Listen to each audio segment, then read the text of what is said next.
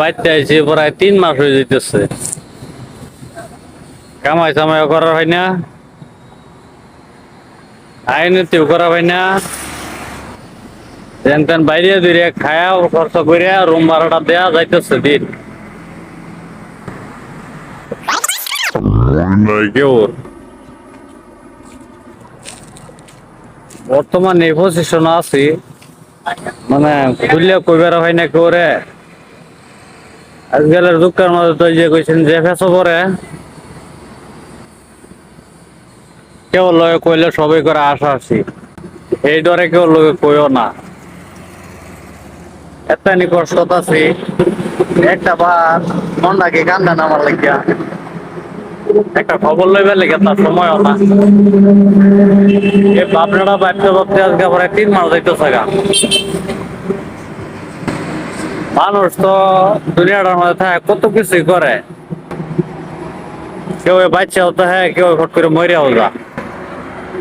আমারও যদি সেই দিন কোনো দিন আয় ভরে হট করিয়া, তারপরে তো এই রাগারাগি করে কোন কাম, দুনিয়া তো আর পাইতো না আমারে। বুঝলো না, এত রাগটা ভালো না। যদি রাগ কম তো হ্যাঁ, ভবিষ্যৎটা সবিরে ভালো। রাগে তো সব ধ্বংসই করে আছে, আর আছে কি দেখি আমি অটো মারতেছি যা দিই। যতদিন তার ভাই তাহাম না পাইলে লটকে তাহাম, এই নিয়ে কইলে আমার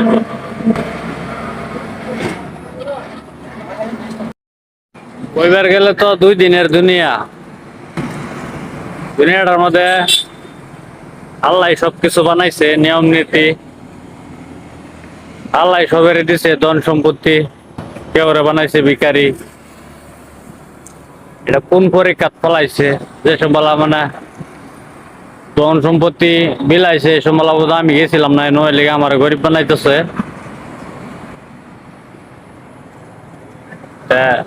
এরকম মানুষ আছে টাকা পয়সার হইতে যায়, আর এরকম মানুষ আছে সারাদিন ঘুরে টাকা পয়সা বেঁচে না। এই দুনিয়ার মধ্যে সবই থাকে এক আসমানের নিচেই। তখন এটা কি কপাল না হল না কি, কিবা বুঝবাম। মানুষে আগে বেশি যদি অভিশাপ দেয় দেখা জীবনে কিছু করবার না, আর যদি যার লাগিয়ে দোয়া করে সারা কানি মানুষে